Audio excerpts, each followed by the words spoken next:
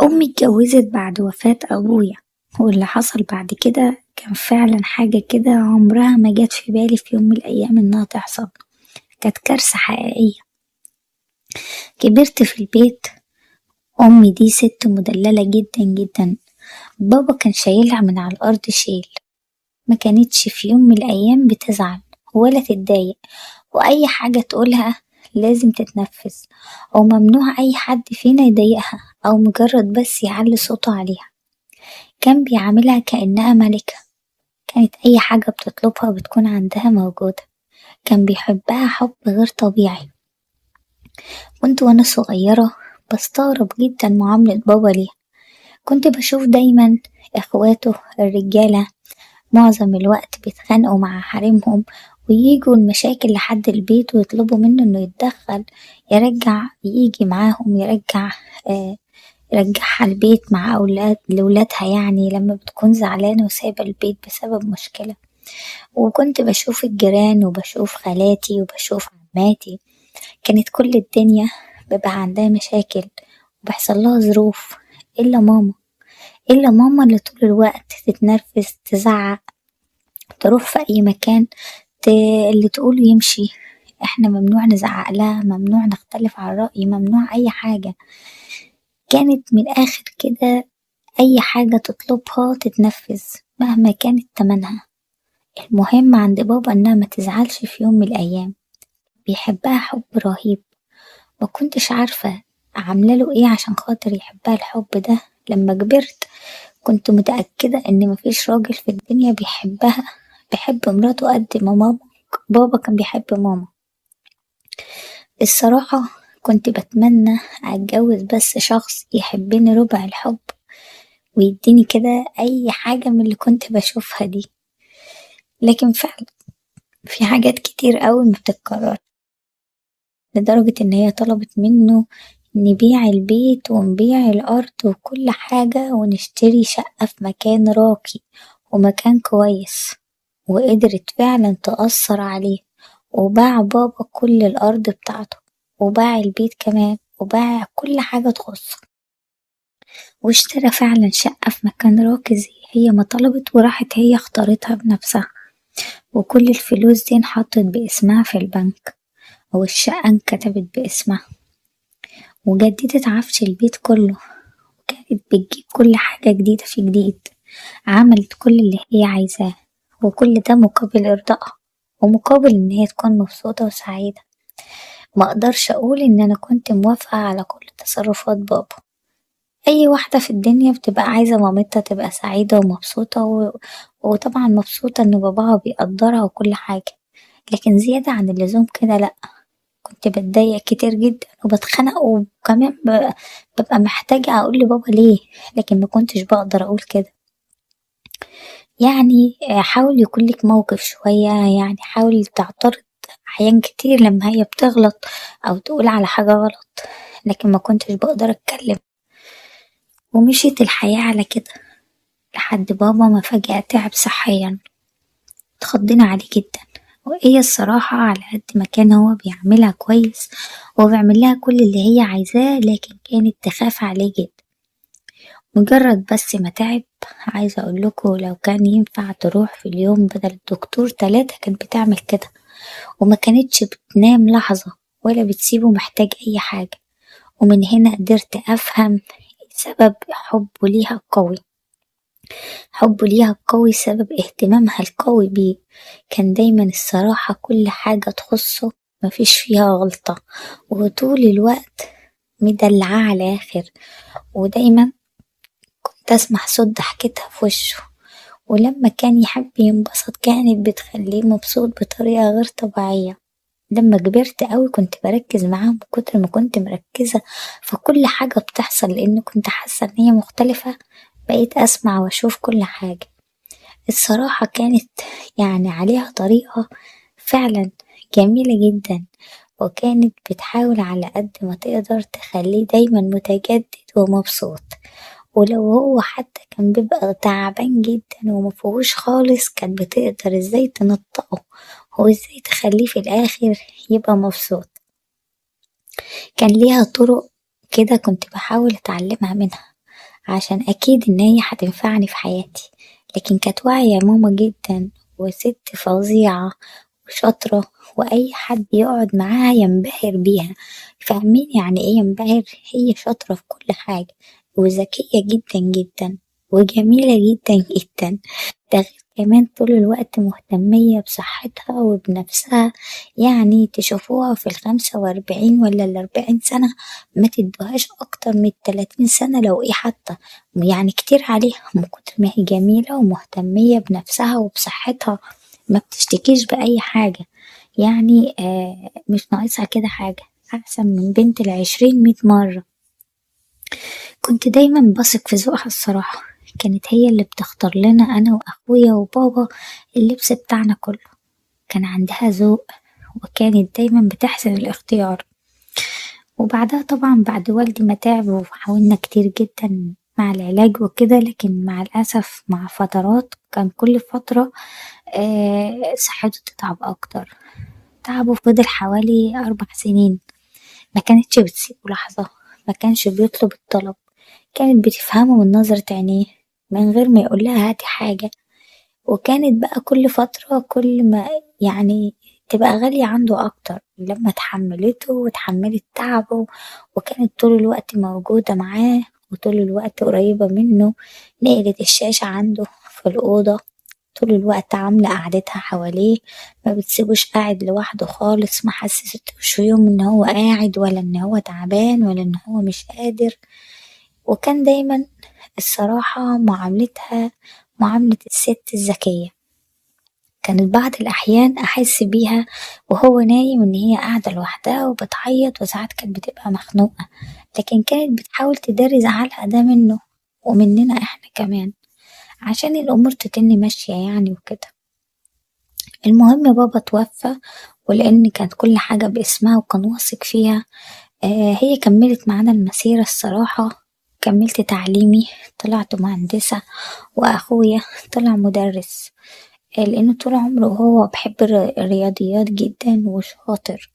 فبعد كده أخويا جابت له شقة صغيرة على قده واتجوز فيها، خطبت له الإنسان اللي هو اختارها وكده. كان ليه صديقة في أيام الكلية بحبها، ومجرد ما اتخرج وراحت طلبتها واتجوزته. وبعدها بسنتين أنا تقدم لي شخص مناسب، كنت خلصت برضو دراستي وجهزتني وما قصرتش في حاجة، وبرضو احنا أنا كمان اتجوزت، لكن هي بقت عايشة لوحدها. كنا بنتردد عليها في الأول أول الجواز يعني، كنا على طول يعني أنا كنت كل أسبوع تقريبا، وأخويا برضو مراته.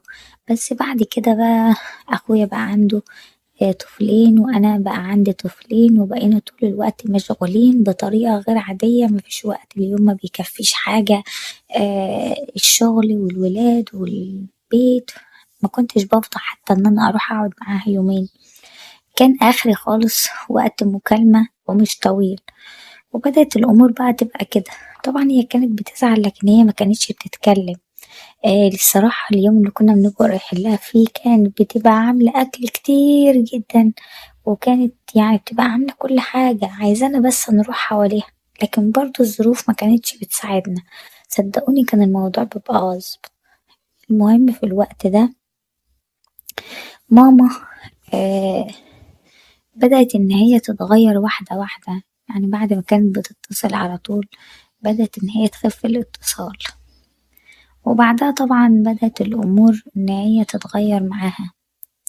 بعدها مع الأسف يعني اتفاجئنا بخبر مكناش نحب أبدا إن احنا نسمعه. اتفاجئنا بإن هي عايزة تتجوز. الموضوع الصراحة كان مفاجأة، كان مفاجأة بالنسبة لي، كان مفاجأة كبيرة جدا. عمري ما تخيلت إن ماما ممكن تتجرأ وتطلب طلب زي ده. وطبعا أنا وأخويا اعترضنا وقلنا لأ، وإن مش من حقك تتجوزي. لكن هي ساعتها قامت وقفت قدامنا وبعلو صوتها قالت لا انتي ولا اخوكي ليكوا عندي حاجة عشان تتحكموا فيا. اللي ليكوا عندي انا قضيته زي اي واجب اي ام، وما قصرتش في حاجة زي ما ابوك وصاني.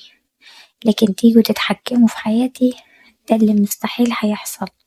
في الوقت ده طبعا حصل بينا زعل وكلام كتير، وبعد كده اتقطعت عنها خالص أنا وأخويا بعد ما عرفنا إن هي فعلا اتجوزت. المشكلة في الشخص اللي اتجوزته ده كان شخص ذكي وحويط جدا، وكنا خايفين منه الصراحة على فلوسها وحاجتها، لأن كل حاجة بابا كان يملكها من زمان وهو كاتبها باسمه، وبحكم إن هي لسه عايشة احنا ملناش حاجة، ولو الصبح رمتهم كلهم كده احنا برضو ملناش حاجة. فطبعا احنا كنا بنحاول نحافظ عليها وبنحافظ كمان على اللي يخصنا، لكن هي برضو ما سمعتش لحد. وفي الوقت ده كل واحد فينا بقى ملهي في حياته، وقررنا ان احنا خلاص ما بقتش فارقة الامور، ومادام هي مبسوطة خلاص خليها. وبعد مرور حوالي سنتين لقيتها جاية وبتخبط عليا. لسه فاكرة؟ فتحت لها الباب، قلت لها لسه فاكرة تسألي عليا بعد سنتين؟ قالت لي الواجب كان عليكي. قلت لها الصراحة مستحيل هروح وهقبل إن يكون موجود مكان أبويا راجل غريب. المهم في الوقت ده فضلت إن أنا أعيط كتير، وهي حضنتني وحاولت تراضيني وتصالحني، وقالت لي كفاية بعد بقى، أنا من حق إن يكون ليا ونيس، والراجل كويس وبقالنا سنتين ومفيش أي حاجة، وكنتوا مخوفيني منه وبتقولوا إن هو شخص مش كويس وإنه هيضايقني وإن الموضوع مش هيكمل. يا ريت تساعديني إن احنا نصالح أخوكي وترجعوا تقولي زي زمان وتتعرفوا عليه. صدقوني راجل كويس جدا وهو السبب في مجيتي ليكوا النهاردة. كل ده وهو واقف تحت. فلقيتها بتقولي خلاص ممكن تقوليله يطلع. قلت لها لا بلاش عشان جوزك مش موجود. المهم جيت بعد كده اتدخلت عشان أصالح والدتي على أخويا، لكن الموضوع الصراحة كان صعب جدا. أخويا مجاش بسهولة ورفض تماما الوضع، وقال مستحيل هتقبل إن يكون موجود راجل غريب في مكان يخصنا وتربينا فيه. في الوقت ده طبعا ما قدرتش إن أنا أوفق ما بينهم، لكن كنت بروح أزور والدتي من الوقت للتاني، وطبعا ده بعد إذن جوزي، بعد هو موافقلي، وكنت باخد معايا بنتي، وابني أحيانا كان بيبقى موجود معايا وأحيانا بيبقى مع بابا. المهم فضلت الأمور بينا يعني يتم التعارف واحدة واحدة، ومع الرغم إن هو أصغر من والدتي في السن لكن كان بيعاملها كويس جدا وبيعاملنا إحنا كمان كويس. هو مهندس وشغال في شركة كبيرة، وشايف إن هو يعني إنسان مهذب مع المعاملة والعشرة، لقيته إنسان كويس فتقبلت الموضوع وبقيت مبسوطة إن والدتي مبسوطة وأنا مش محتاجة أكتر من كده. في يوم بقى حصلت بيني وبين جوزي مشكلة، وده كان بسبب والدته. والدته كانت طول الوقت حاطة عينيها في حياتنا. جت قعدت معايا في الشقة بعد ما بيتهم وقع وما كانش ليها أي مكان تقعد فيه، ومن ساعة ما جت تقعد معايا في الشقة وحياتي كلها اتقلبت فوقاني تحتاني. مركزة مع نومي، مركزة مع طبخي، مركزة مع جوزي، مركزة مع ولادي، مركزة مع شغلي.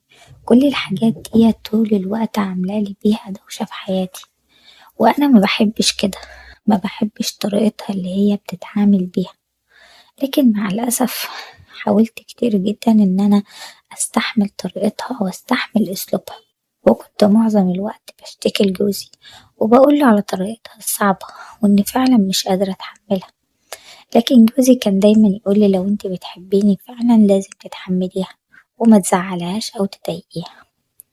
في يوم كنت راجعة من الشغل متأخر وتعبانة جدا، وحاسة إن أنا مش قادرة أقف على رجلي ومش قادرة أعمل أكل، وطبعا دخلت نمت. لكن بعد ما دخلت بشوية لقيتها داخلة بتصحيني وبتقولي انتي ما عملتيش غدا ليه؟ أنا قاعدة لحد دلوقتي ما أكلتش حاجة. فبصت لها كده وقلت لها أنا تعبانة ومش قادرة إن أنا أعمل أكل النهاردة، ممكن تروحي تاخدي أي حاجة من التلاجة وتاكلي.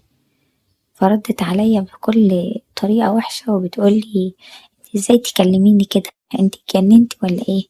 طيب أيانا يا انتي بقى في البيت ده. استغربت جدا طريقتها، وساعتها حصل بينا مشادة جامدة جدا في الحوار، لقيتها بتتصل بجوزي وبتقول له تعالى مراتك بتشتمني وبتكرشني وبتقولي كلام وحش جدا وبتتنرفز عليا. المهم جوزي جه من غير حتى ما يفهم ولا يسأل ايه اللي حصل، وطبعا لاني كنت متعصبة وكنت بتكلم بطريقة صعبة شوية وبصوت عالي، حصل بينا مشادة جامدة وبعدها لقيته هو اللي بيطردني من البيت. أخدت طبعا ولادي وأخدت بعضي وشنطة هدومي واضطريت أروح عند والدتي. وفي الوقت ده طبعا كان الموضوع بالنسبة لي حاجة صعبة عليا، لكن ما كانش عندي أي حل تاني.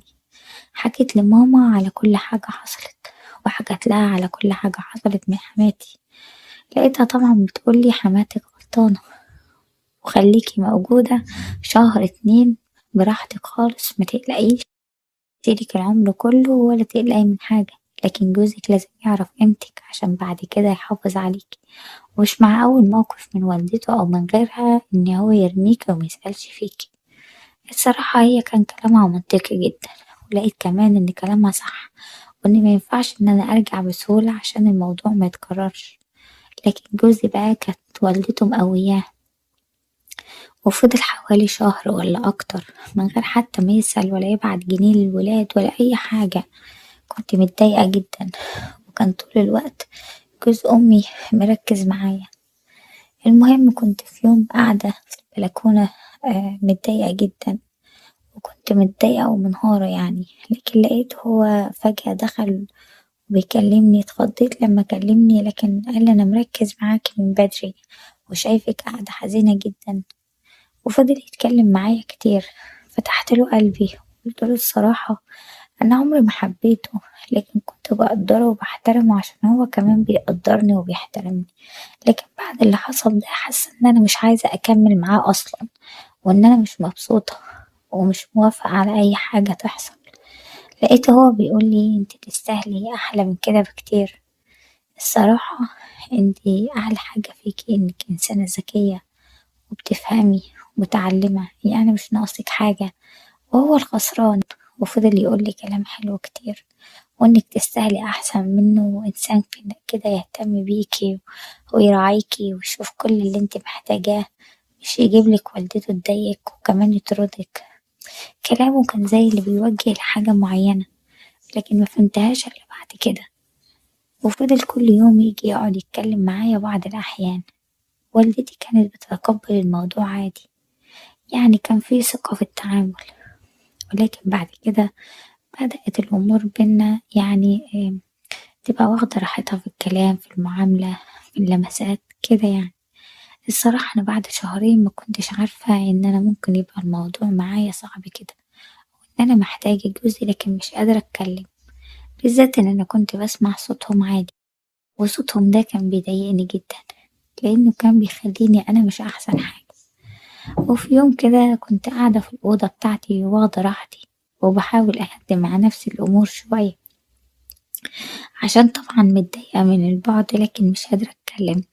في الوقت ده طبعا حسيت إن هو معدي من قدام باب الأوضة، فطبعا مش عارفة ليه قمت كده ونسيت أقفل الباب.